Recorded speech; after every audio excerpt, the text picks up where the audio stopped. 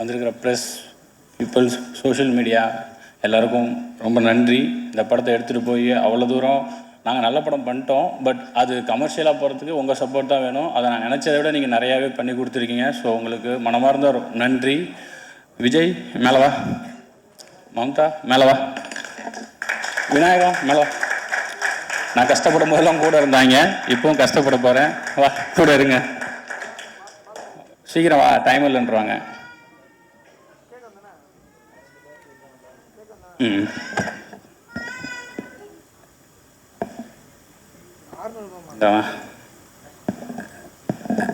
இவங்க 3 பேர் தான் இந்த படம் இன்னைக்கு எந்த நிலைமையில் இருக்கோ அதுக்கு காரணம். ஏன்னா சில நேரத்தில் நான் கூட தடுமாறி இருக்கேன்.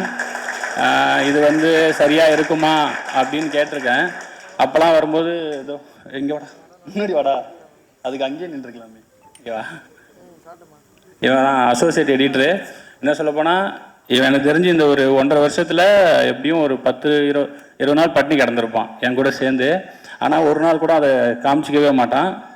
அதே மாதிரி ஏதாவது டவுட் இருக்குடா, இல்லைடா இது ஒர்க் ஆகுமா, ஒர்க் ஆகாதா அப்படின்னு யோசிக்கும் போதெல்லாம் அவன் தான் எனக்கு சப்போர்ட் பண்ணுவான். ஒர்க் ஆகாது சார்ன்றுவான். சரிடா அப்போ வேண்டாம் மாற்றிடுவோம் அப்படி சொல்லிட்டு அந்த கிரிக்கெட் போர்ஷன்ஸில் எனக்கு நிறைய கைட் பண்ணான். ஒரு சில நேரம் இவர்கிட்ட நம்ம ரொம்ப ஓவராக நோ சொன்னோன்னா கோச்சு பாடுறான்னு சொல்லிட்டு மூஞ்ச மட்டும் அமைதியாக வச்சுக்குவான். அப்புறம் அடுத்த நாள் ஆனால் அதையும் சொல்லிடுவான், சார் இல்லை சார் அது செட் ஆகலை அப்படி சொல்லிட்டுவான்.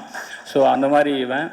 இந்த படத்துக்கு டைட்டில் எல்லாருமே சொன்னாங்க ரொம்ப நல்லா இருக்குது, கனெக்டிவிட்டியாக இருக்குது அப்படின்னு சொல்லிட்டு. ஆக்சுவலாக அந்த டைட்டில் ஃபஸ்ட்டு நான் வைக்கும்போது எனக்கு பிடிக்கல, எனக்கு இந்த டைட்டில் பிடிக்கல. ஆனால் சரி எனக்கு டவுட் வந்துன்னா ஓட்டு தான், எல்லாருக்கும் விட்டு பார்ப்போம், ஒர்க் ஆச்சுன்னா இது பண்ணலாம் அப்படின்னு சொல்லிட்டு அப்போது அந்த டைட்டில் எனக்கு சொன்னது வந்து இவன், அதுக்கு சப்போர்ட் பண்ணது இவங்க. ஏன்னா என்ன டைட்டில் வைக்கிறதுனே தெரியல. அப்போ வந்து எங்கள் டீம் பேர் வந்து அந்த சர்க்கிளில் ரப்பர் பந்து டீமு, அதாவது அதை வச்சு ஒரு படம் பண்ண போகிறதுனால ரப்பர் பந்து டீமுன்னு சொல்லும்போது அவன் தான் சொன்னான் ரப்பர் பந்தே நல்லா தானே இருக்குன்னு. அதில் நான் பண்ண ஒரே வேலை ராவுக்கு பதிலாக லா போட்டது மட்டும்தான். ஸோ அந்த கிரெடிட் அவங்களுக்கு தான் போகும். தினேஷ் அண்ணா, இதில் நான் ஏன் தினேஷ் அண்ணா அப்படின்னா, அந்த குழந்தையே நீங்கள் தான் சார் அப்படின்னு சொல்லி நடிக்க வைக்கிறது வேற, அந்த குழந்தைக்கு அப்பா சார் நீங்கள் அப்படின்னு சொல்லி நடிக்க வைக்கிறது வேற. நீங்கள் ஹீரோ, ஆனால் ஹீரோ எனக்கு அப்பா அப்படின்னு சொன்னால். ஸோ அவர் எங்கிட்ட என்னன்னு தெரில 15 நிமிஷம் தான் கதை கேட்டிருப்பாரு. 15 நான் சொன்னேன் இது மாதிரி 2 குண்டு இருக்குண்ணே அப்படின்னேன். எங்கே குண்டு போடு பார்ப்போம் அப்படின்னாரு. நீ உங்களுக்கு இந்த இதில் 40 வயசு 41 வயசு இருக்குண்ணே, அது குண்டு கிடையாதுரா அப்படின்னு சொல்லிட்டாரு. சரி 2வது குண்டு சொல்லு அப்படின்னாரு. நான் கதை சொல்லிட்டே வரேன். ஒரு 10 நிமிஷத்தில் அந்த குண்டு வந்துடும். அது உங்களுக்கு பிடிச்சதுன்னா கன்டினியூ பண்ண சொல்லுங்கள், இல்லாட்டினா நான் அப்படியே அனுப்பி விட்டுருங்க அப்படின்னு சொல்லிட்டே வந்தேன். 10வது நிமிஷம் நீங்கள் வந்து அந்த துர்காவுக்கு அப்பா அப்படின்னு ஒரு நிமிஷம் அப்படியே பார்த்துட்டு கன்டினியூ பண்ணுறா அப்படின்ட்டாரு. அப்போது அதுக்கப்புறம் ஒரு 15 நிமிஷம் ஃபுல் கதை வேணாண்டா, நீ எனக்கு க்ரக்ஸ் மட்டும் சொல்லு அப்படின்னு சொன்னேன். இதுக்கப்புறம் மிட் என்ன எண்டு என்னன்னு மட்டும் சொல்லுனாரு. ஓகேன்ட்டேன். ஆனால் எனக்கு தெரியல எப்படி ஓகேன்னு நானே கொஞ்சம் நேரம் ஆனால் ஓகே தானே அப்படின்னு. ஆமாடா ஓகேடா நான் பண்ணுறேன் அப்படின்னு சொல்லிட்டாரு. வாராப்பட சொல்ல அப்புறம் அது கோச்சு நான் எப்படா உன்னை வாராப்பட சொன்னேன் அப்படின்னு சொல்லுவார். தமிழ்னு தான் சொன்னார். எப்படின்னா அதுக்கப்புறம் நான் என்ன புரிஞ்சுக்கிட்டேன்னா, எனக்கு எவ்வளோ விஜயகாந்த் சாரை பிடிக்குமோ அதே அளவுக்கு அவருக்கும் அது பிடிச்சிருந்தது போல். ஸோ அவருக்கு நான் சொன்னேன், நீங்கள் இந்த படத்தில் விஜயகாந்த் சார் ஃபேனாக வரும்போது நான் விஜயகாந்த் சாரை செலிப்ரேட் பண்ணுற அந்த எண்ணத்துக்கு அவர் இந்த படத்தை ஓகே பண்ணியிருக்கிறதா தான் நான் வந்து அன்னைக்கு சொல்ல. பட் அவருக்கு என் கூட இந்த 1.5 வருஷம் இருந்தப்போ அதில் நான் புரிஞ்சுக்கிட்டேன். ஓகே அதனால் இந்த படம் ஒர்க் ஆகிருக்கு அப்படின்னு சொல்லிட்டு. ஸோ தினேஷன்னா ரொம்ப தேங்க்ஸ். இல்லைன்னா அது வந்து இன்னொரு வெறும் மாமனாராக மட்டும் போக வேண்டிய ஒரு கேரக்டரை இந்த அளவுக்கு இன்னைக்கு ஒரு இந்த கடைசி ஒரு வாரத்தில் சோஷியல் மீடியாவை பார்த்தா தெரியும். அதை எனக்கு ஒரு பெருமை சந்தோஷமாக என் ரைட்டிங்க்கு ஒரு உயிர் கொடுத்ததுக்கு ரொம்ப நன்றிண்ணா. உங்களுக்கு உடம்பு சரியில்லை, அதனால் நீங்கள் அவர் என் கூட அந்த தேட்டர் விசிட்லாம் போனதுனால அவருக்கும் சரி சஞ்சனாவுக்கும் சரி ஏதோ வைரல் ஃபீவர் அந்த மாதிரி ஏதோ ஆகிருக்கு, டயர்டாகிடுச்சு, அதனால் அவங்களால வர முடியல, தப்பாக எடுத்துக்காதீங்க யாரும். அசோதை நீங்கள் நல்லா தான் பண்ணீங்க, சொல்லக்கூடாதுன்னு இல்லை. எனக்கு சரி இதை நான் சொல்கிறது இல்லை, நம்ம எல்லாமே சேர்ந்து தானே ஒர்க் பண்ணியிருக்கோம், அதனால் எனக்கு சொல்கிறதுக்கு கரெக்டாக இருக்குமான்னு தெரியல. இவங்க சொல்லணும், அதுக்கப்புறம் ஓகே அப்போ நம்ம கரெக்டாக தான் பண்ணியிருக்கோம் அப்படின்னு தான் இருந்ததே தவிர மற்றபடி சொல்லக்கூடாதுல்ல. ஏன்னா செட்டே சொல்லிருச்சு, இங்கே நடிக்கும்போது வேடிக்கை பார்க்க அந்த என் ஒய்ஃப் கூட 2-3 நாள் வரும்போதே சொல்லுவாங்க, என் தலைவி தாண்டா இந்த படம் அப்படின்னு சொல்லுவாங்க. ஸோ நீங்கள் ரொம்ப நல்லா பண்ணியிருக்கீங்க. அந்த கேரக்டருக்கு அதே தான் சேம், நீங்கள் ஹீரோயின் ஆனால் இன்னொரு ஹீரோயினுக்கு அம்மா இப்படி சொல்லி இது ஒரு காம்ப்ளிகேட்டடான இது. அவங்க வந்து என்கிட்ட கதை கேட்கும்போது ஜூம் காலில் கேட்குறாங்க. நான் ஃபஸ்ட்டு கதை சொல்கிறேன், அவங்களோட எண்ணம் என்னென்னா தமிழ் சினிமாவில் ரீஎன்ட்ரி வேணும் சார். இப்போ அவங்க எவ்வளோ எமோஷன் பேசுனாங்களோ அது அப்படியே என்கிட்ட சொன்னாங்க. நான் ஒரு செகண்ட் கதையை சொல்லலாமா வேணாமான்னு யோசித்தேன். பட் சொல்லிடுவோம், சொல்லிவிட்டு அதுக்கப்புறம் என்ன சொல்கிறாங்கன்னு சொன்னோம். அவங்க சொல்லி முடித்தவொடனே அவங்க ஓகேன்ட்டாங்க. அவங்க ஒன்றே ஒன்று தான் கேட்டாங்க, சார் எனக்கு நான் எந்த லாங்குவேஜ் பண்ணாலும் தமிழில் ரீஎன்ட்ரி ஆகணும், எனக்கு தமிழில் பிரேக் கிடைக்கணும் சார், நான் அதுக்கு தான் இவ்வளோ பண்ணிக்கிட்டு இருக்கேன், உங்களை நம்பி நான் இறங்குறேன் சார் அப்படின்னு.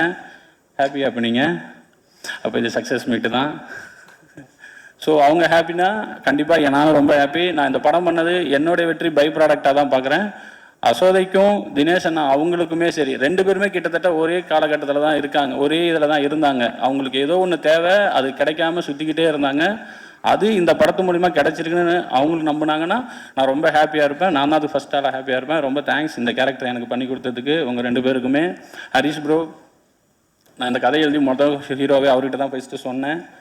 ஒரே மீட்டிங் தான் பண்ணுறேன்னு சொல்லிட்டாரு. ரொம்ப தேங்க்ஸ் ப்ரோ, அன்புவாக வந்ததுக்கு. சாப்பிடவும் அவர் பேசும்போது சொல்லுவார்னு நினைக்கிறேன். சாப்பிட விடாமல் அனுப்புனது, சாப்பிட விடாமல் வேலை வாங்கினது. ஸோ நிறைய கஷ்டப்படுத்தணும், கஷ்டம் வேணும்னே படத்தில் அது அங்கே தேவைப்பட்டுச்சு. அது எல்லாம் பொறுத்துக்கிட்டு அவர் நினச்சிருந்தாருன்னா ப்ரொடியூசர்கிட்ட பேசியோ இல்லை யாதோ சொல்லி இல்லை நான் எனக்கு சில இதுக்கெல்லாம் வேணும் அப்படின்னு கேட்டிருந்தாங்கன்னா ஆப்வியஸாக ப்ரொடக்ஷன்லேயும் சரிப்பா அதை என்னன்னு பார்த்துடலாம்ப்பா அப்படின்னு சொல்லியிருப்பாங்க. ஆனால் அவர் ஒரு நாள் கூட முகத்தை சுழிச்சதோ இல்லை பிரேக் விடாமல் நாங்கள் அவ்வளோ நேரம் அடின்னு அடித்த எதுவுமே இது வரைக்கும் இந்த நாள் வரைக்கும் எங்கிட்ட லைட்டாக முகத்தை கூட காமிச்சதில்லை. ஆனால் நான் நிறைய பண்ணியிருக்கேன், நிறைய டார்ச்சர் பண்ணியிருக்கேன்.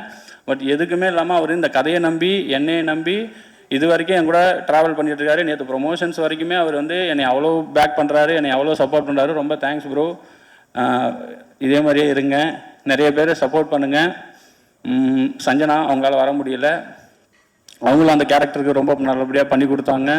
அந்த கேரக்டரை எழுதும்போது நான் கொஞ்சம் இந்த ஸ்கிரிப்டில் எனக்கு ஒரு டவுட்டுனா எனக்கு அவங்க கொஞ்சம் கம்மியாக எழுதிட்டோமோ இல்லை அது சரியாகுமான்னு தெரியலங்கிற ஒரு டவுட்டில் இருந்தப்போ அந்த கேரக்டரையும் இந்த படத்தில் அந்த உமன்ஸ் கேரக்டர் எல்லாம் ஸ்ட்ராங்னு சொல்லும் போது விட எனக்கு அசோதை எழுதும்போதே தெரியும் இந்த கேரக்டர் கண்டிப்பாக அதுக்கான வேலையை பார்த்துருன்னு. ஆனால் சஞ்சனா கேரக்டர் மேலே எனக்கு ஒரு டவுட் இருந்துக்கிட்டே இருந்துச்சு. பட் அவங்க அதை புல் ஆஃப் பண்ணி அதையுமே என் ரைட்டிங் கொஞ்சம் எலிவேட் பண்ணி கொடுத்தாங்க. ஸோ அவங்களுக்கு ரொம்ப நன்றி. மோகன் ராஜா, உங்களுக்கே வந்துச்சு, இதை போட போகிறாங்க ஃபஸ்ட்டு. மோகன் ராஜா கனாவில் இருந்து எனக்கு பழக்கம். கனாவில் எப்படின்னா நான் ஒரு 4 பாட்டு சினிமாவுக்கு வராது முடி ஒரு 5-6 பாட்டு எனக்கு ரொம்ப பிடிக்கும். அந்த லிரிக் ரைட்டர் கூட ஒர்க் பண்ணணும் அப்படின்னு ஆசைப்பட்டு கனாவில் உட்காந்துருக்கும் போது இவர் ஆஃபீஸில் உட்காந்துருக்காரு. நான் சொன்னேன் இந்த மாதிரி பாட்டு எழுதி கொடுங்கன்னா அந்த பாட்டு எழுதுனதே நான் தான் அப்படின்னு சொன்னார். ஸோ அந்த மாதிரி ஒரு கோஇன்சிடென்ட்டு விதியில் மாட்டினார் என்கிட்ட. ரொம்ப நன்றிங்க. சில்லாஞ்சேரிக்காக்கு அதை விட ரொம்ப முக்கியம் ஆசை வரவேற்கு எனக்கு ரொம்ப ரொம்ப ரொம்ப நன்றி. உங்கள் ஒர்க் இன்னும் பயங்கரமாக பேசப்படும். டிஎஸ்கேக்கு நான் நன்றிலாம் சொல்ல முடியாது, ஏன்னா டார்ச்சர் பண்ணி உள்ளே வந்தார். எனக்கு அவரை காசு பண்ணுறதுக்கு எண்ணம்லாம் கிடையாது. ஆனால் இல்லை நான் பண்ணி யாரா அவன் எங்கிட்ட வேலை செய்கிறதுக்கு இவ்வளோ ஆசைப்பட்றான் அப்படின்னு சொல்கிற மாதிரி இருந்தது. ஆனால் சண்டை போட்டு உள்ளே முதல் 2 நாள் ரொம்ப கஷ்டப்பட்டார். ஆனால் எதுவுமே இது பண்ணிக்காமல் ஒரு எப்படி சொல்கிறது ரெடியாக இருந்தார். என்ன வேணாலும் பண்ணுறேன் ப்ரோ, எனக்கு ஒரு பிரேக் வேணும், நான் என்ன வேணாலும் பண்ணுறேன், என்ன பண்ணணும்னு சொல்லுங்கள், என்னை மாற்றி விடுங்கிற மாதிரி அதுக்கு ரொம்ப ஓப்பனாக இருந்தார். கண்டிப்பாக ப்ரோ நீங்கள் ஆசைப்பட்டது எல்லாமே நடக்கும், இப்படியே இருங்க. உங்களுக்கு எல்லாமே இருக்குது, உங்களால் என்ன கேரக்டரும் பண்ண முடியும். ஸோ நீங்கள் நினச்சது எல்லாம் இதுக்கப்புறம் நடக்கும். இந்த படத்தை நிறைய பேர் நிறைய ஆசைகளோடு இருக்கிறாங்க. அவங்க எல்லாத்துக்கும் அடுத்தடுத்த கட்டத்துக்கு போகணுன்னு நான் ரொம்ப ஆசைப்பட்றேன். ரொம்ப நன்றி. ஸோ இந்த படம் என்னுடைய ஃபஸ்ட் படமாக ஆனதுக்கு ரீசன் லக்ஷ்மண் சார். அதுக்கு நான் எப்பயுமே கிராட்டிடியூடாக இருப்பேன். ரொம்ப நன்றி சார் இந்த படத்தை என்னுடைய டெபியூட்டாக மாற்றினதுக்கு. ஷான் எங்கேயும் வரமாட்டேன், மறந்து போயிடுறேன். ஷான் எப்படின்னா நான் எப்படி அமைதியை விடுறேன்னு அதுக்கு ஆப்போசிட் பேசிகிட்டே இருப்பார், எனக்கும் சேர்த்து பேசிகிட்டே இருப்பார். பாட்டெல்லாம் போட போயிடும், 5 நிமிஷத்தில் பாட்டு போகிற வேலைலாம் முடிஞ்சிடும். அந்த பாட்டை போட்டு முடிச்சுட்டு சினிமாவில் என்ன நடக்குதுன்னு பேசுவோம். லஞ்சில் ஆரம்பித்து டின்னர் வரைக்கும் பேசி முடிச்சுட்டு அதுக்கப்புறம் ஓகே தலை பாட்டு நாளைக்கு வந்துடுவார். மொத்தமாக எனக்கு 2 பாட்டுக்கு சேர்த்து மொத்தமே 3 டியூன் தான் கொடுத்தாரு. அதில் 2 டியூன் எனக்கு ஓகே வச்சு ஷானை நம்பி நம்ம சில நேரத்தில் விட்டுடலாம். நான் மற்றவங்கள கூட ஏதாவது நான் போய் ஏதாவது நோண்டுவேன். ஷானுக்கிட்ட இது வரைக்கும் நான் எதுவுமே எனக்கு இப்படி தான் வேணும்னு சொல்லி கேட்டதில்லை. ஏன்னா ஷான் அவ்வளோ இதாக இந்த படத்துக்கு ஒர்க் பண்ணி கொடுத்தாரு. இந்த படத்துக்கு ரொம்ப கஷ்டம் வேறு நீங்கள் பிஜிஎம் பண்ணுறது.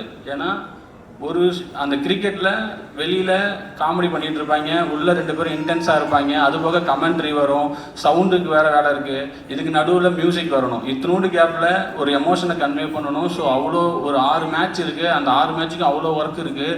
ஆனால் ஷானுக்கு நான் அந்த அவ்வளோ ஒன் மோர் நாங்கள் வந்து திரும்ப திரும்ப கேட்போம், இல்லை இன்னும் பெட்டராக வேணும், இன்னும் பெட்டராக வேணும். ஆனால் எதை பற்றியுமே கவலைப்படாமல் ஷான் வந்து எனக்கு அவ்வளோ அழகாக பண்ணி கொடுத்தாரு. ஷான் ரோல்டனுக்கு இது கண்டிப்பாக என்னென்னா, நான் எடுத்த படத்தை விட இந்த படத்தை இன்னும் பெருசாக காமிச்சதில் ஷானுக்கு வந்து ரொம்ப மிகப்பெரிய பங்கு இருக்குது. ஸோ ஷான் ரொம்ப நன்றி. நீங்கள் பிஸியாக நீங்கள் வரல, நீங்கள் ஆனால் உங்கள் ஒர்க்கு இந்த படத்துக்கு அப்புறம் இன்னமும் பேசப்படும். நான் ரொம்ப ஆசைப்பட்றேன். ரொம்ப நன்றி. வந்திருக்க எல்லாருக்கும் மீண்டும் சொல்கிறேன், இந்த படம் நான் நிஜமாலுமே சொல்கிறேன், இந்த படம் ஹிட் ஆகும்னு நான் நம்பினேன். ஆனால் இவ்வளோ அளவு கிரிட்டிக்கலாகவும் சரி, இதான் எனக்கு இவ்வளோ பேர் கிடைக்கும், இவ்வளோ இது நான் நிஜமாலுமே நினச்சி பார்க்கல. நான் அன்றைக்கி ஹரிஷ் ப்ரோட்ட கூட சொன்னேன், ப்ரோ நம்ம 2 பேரும் ஒரு 3-4 மணி நேரத்துக்கு வேறு யாராவது ஆகி இந்த படத்தை ஒரு தடவை பார்த்துடணும், நிஜமாலுமே இந்த படம் இப்படி இருக்கான்னு நம்ம வாடி செக் பண்ணிடணும். இவ்வளோ வர்றது எனக்கு வந்து ஒரு மாதிரி என்னடா இது நம்ம தான் பண்ணோமா அப்படிங்கிற மாதிரி இருக்குது, எனக்கு ஒரு மாதிரி சரியலாக இருக்குது. அப்படி ஐயோ கம்முனி அப்படின்னு சொல்லி பேசியிருந்தாரு. ஸோ ஹரிஷ் ப்ரோ இன்னும் சொன்னால் ஷூட்டிங்கை விட ஷூட்டிங்க்கு அப்புறமும் சரி, அந்த எனக்கு எப்போலாம் சப்போர்ட்டாக இப்போ வந்து ஒரு பிரதர் மாதிரி ஒரு கட்டத்தில் நான் வந்து ஹரிஷ் ப்ரோலாம் விட்டு இப்போ ஹரிஷ்னே பேச ஆரம்பிச்சிட்டேன். ஸோ ரொம்ப தேங்க்ஸ் ப்ரோ, அந்த இடத்துக்கு ஸ்பேஸ் கொடுத்ததுக்கு ரொம்ப நன்றி. மீண்டும் பத்திரிகை, ஊடகம், சோஷியல் மீடியா எல்லாருக்கும் ரொம்ப ரொம்ப நன்றி. சப்போர்ட் பண்ணுங்கள். எனக்கு மட்டும் இல்லை, இந்த மாதிரி ஃபஸ்ட்டு பட டேரக்டருக்கு என்ன எல்லா படத்துக்குமே நீங்கள் என்ன எழுதுறீங்களோ அதுவும் சரி, அதுதான் வேர்ட் ஆஃப் மவுத்தாக மாறும். ஸோ சப்போர்ட் பண்ணுங்கள். ரொம்ப ரொம்ப நன்றி. யாரையாவது விட்டுட்டேன்னா என் ஒய்ஃபுக்கு நன்றி. நான் படம் எடுத்ததுக்கு இப்போ இந்த படம் எடுத்ததுக்கு இவங்க எல்லாருக்கும் நன்றி சொன்னேன். நான் சினிமாவில் இருந்ததுக்கு ரீசன், நான் ஓடி போகாமல் சினிமாவில் இருந்ததுக்கு ரீசன் என் ஒய்ஃபும் என் தம்பியும். ஸோ அவங்க 2 பேருக்கும் ரொம்ப நன்றி. என் தம்பி பேரை தான் நான் அன்புன்னு சொல்லிட்டு ஹரிஷ் ப்ரோக்கு வச்சுருக்கேன். ஸோ ரொம்ப ரொம்ப ரொம்ப நன்றி. ரொம்ப நன்றி. ரொம்ப நன்றி.